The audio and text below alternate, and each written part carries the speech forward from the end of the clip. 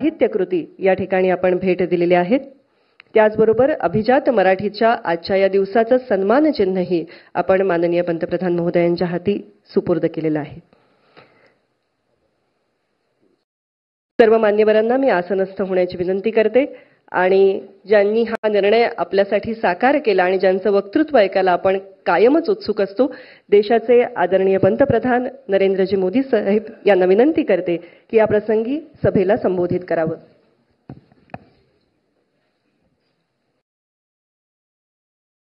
महाराष्ट्र के governor Shri P Radhakrishnan जी, मुख्यमंत्री श्रीमान एकनाथ शिंदे जी, उप मुख्यमंत्री देवेंद्र फडणवीस जी, अजित पवार जी, केंद्र में मेरे सभी सहयोगी, कई पीढ़ियों पर अपनी गायकी की छाप छोड़ने वाली आशाताई जी, जाने माने अभिनेता भाई सचिन जी, नामदेव कांबले जी, सदानंद मौर्य जी, महाराष्ट्र सरकार के मंत्री भाई दीपक जी, मंगल प्रभात लोढ़ा जी, बीजेपी मुंबई के अध्यक्ष भाई आशीष जी, अन्य महानुभाव भाई और बहनों, अगदी सुरुवातीलाच महाराष्ट्रातील, महाराष्ट्राबाहेरील आणि सर्व जगातील मराठी भाषक मंडळीचे मराठी भाषेला अभिजात भाषा म्हणजे क्लासिकल लँग्वेजचा दर्जा मिळाल्याबद्दल अतिशय मनापासून अभिनंदन करतो.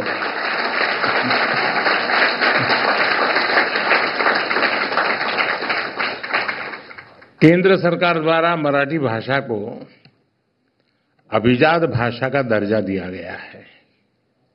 आज मराठी भाषा के इतिहास का स्वर्णिम अवसर है और मौर्य जी ने बहुत बढ़िया तरीके से इसको समेकअप किया. इस निर्णय का, इस पल का महाराष्ट्र के लोगों को, मराठी बोलने वाले हर व्यक्ति को दशकों से इंतजार था. मुझे खुशी है कि महाराष्ट्र का ये सपना पूरा करने में कुछ करने का सौभाग्य मुझे मिला. आज खुशी के इस पल को साझा करने के लिए मैं आप सबके बीच हूं. मराठी के साथ बंगाली, पाली, प्राकृत और असमिया भाषाओं को भी क्लासिकल लैंग्वेज का दर्जा दिया गया है. मैं इन भाषाओं से जुड़े लोगों को भी बधाई देता हूं. साथियों, मराठी भाषा का इतिहास बहुत समृद्ध रहा है. इस भाषा से ज्ञान की जो धाराएं निकली, उन्होंने कई पीढ़ियों का मार्गदर्शन किया है और वो आज भी हमें रास्ता दिखाती है.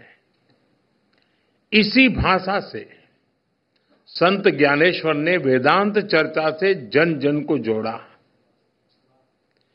ज्ञानेश्वरी ने गीता के ज्ञान से भारत की आध्यात्मिक प्रज्ञा को पुनर्जागृत किया. इसी भाषा से संत नामदेव ने भक्ति मार्ग की चेतना को मजबूत किया. इसी तरह संत तुकाराम ने मराठी भाषा में धार्मिक जागरूकता का अभियान चलाया और संत चोखा मेला ने सामाजिक परिवर्तन के आंदोलन को सशक्त किया. आज महाराष्ट्र आणि मराठी धर्म वाढविण्या थोर संतान मी साष्टांग दंडवत करतो. मराठी भाषेला हा दर्जा संपूर्ण देशाने छत्रपती शिवाजी महाराज यांना त्यांच्या राज्याभिषेकाच्या 350व्या वर्षात केलेला मानाचा मुजरा है।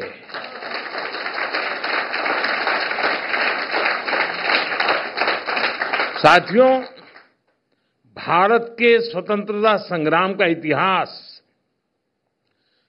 मराठी भाषा के योगदान से समृद्ध होता है। महाराष्ट्र के कई क्रांतिकारी नेताओं और विचारकों ने लोगों को जागरूक और एकजुट करने के लिए मराठी भाषा को माध्यम बनाया। लोकमान्य तिलक ने मराठी समाचार पत्र केसरी के द्वारा विदेशी सत्ता की जड़ें हिला दी थी। मराठी में दिए गए अनेक भाषणों ने जन जन में स्वराज पाने की ललक जगा दी थी। मराठी भाषा ने न्याय और समानता की लड़ाई को आगे बढ़ाने में अहम योगदान दिया।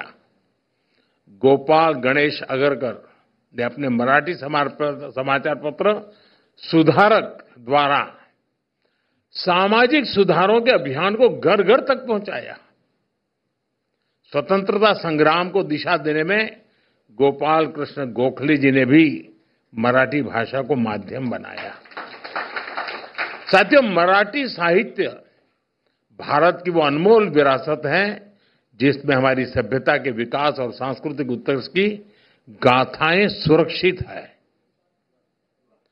महाराष्ट्र में मराठी साहित्य के द्वारा ही स्वराज, स्वदेशी, स्वभाषा और स्व संस्कृति की चेतना का विस्तार हुआ।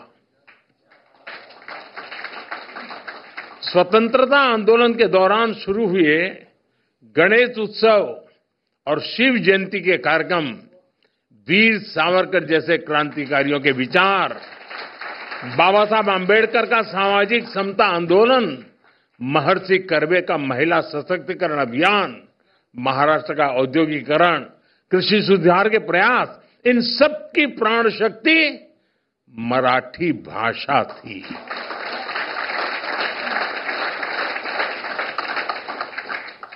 हमारे देश की सांस्कृतिक विविधता मराठी भाषा से जुड़कर और समृद्ध हो जाती है।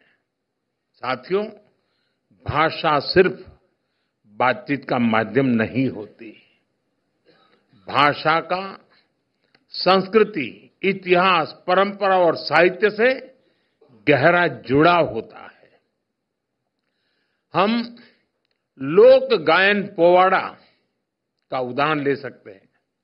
पोवाड़ा के माध्यम से छत्रपति शिवाजी महाराज और दूसरे नायकों की शौर्य गाथाएं कई सदियों के बाद भी हम तक पहुंची है। ये आज की पीढ़ी को मराठी भाषा की अद्भुत देन है। आज जब हम गणपति पूजा करते हैं तो हमारे मन में स्वाभाविक रूप से शब्द गूंजते हैं, गणपति बापा मोरया। ये केवल कुछ शब्दों का जोड़ नहीं है, बल्कि भक्ति का अनंत प्रवाह है। यही भक्ति पूरे देश को मराठी भाषा से जोड़ती है। इसी तरह श्री विट्ठल के अभंग को सुनने वाले भी स्वतः मराठी से जुड़ जाते हैं। साथियों, मराठी भाषा को ये गौरव दिलाने के लिए मराठी साहित्यकारों, लेखकों, कवियों और असंख्य मराठी प्रेमियों ने लंबा प्रयास किया है। मराठी भाषा को क्लासिकल लैंग्वेज की मान्यता के रूप में कई प्रतिभाशाली साहित्यकारों की सेवा का प्रसाद मिला है। इसमें बाळ साथी जांभेकर, महात्मा ज्योतिबा फुले, सावित्रीबाई फुले, कृष्णाजी प्रभाकर खाडिलकर, केशव सूत, श्रीपाद महादेव माटे, आचार्य अत्रे, शांताबाई शेडके, गजानन दिगंबर माडगूळकर, कुसुमाग्र जैसी विभूतियों का योगदान अतुलनीय है। मराठी साहित्य की परंपरा केवल प्राचीन ही नहीं बल्कि बहुआयामी है। विनोबा भावे, श्रीपाद अमृत डांगे, दुर्गाबाई भागवत, बाबा आमटे, दलित साहित्यकार दया पवार, बाबा साहब पुरंदरे जैसी कई हस्तियों ने मराठी साहित्य में महत्वपूर्ण योगदान दिया है। मैं आज मराठी की सेवा करने वाले पुरुषोत्तम लक्ष्मण देशपांडे, पुला देशपांडे कहूं तब लोग समझते हैं,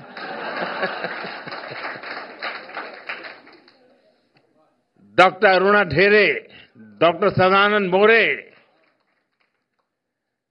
महेश एलकुंचवार, साहित्य अकादमी पुरस्कार विजेता नामदेव कांबळे समेत सभी साहित्यकारों के योगदान को भी याद करूंगा।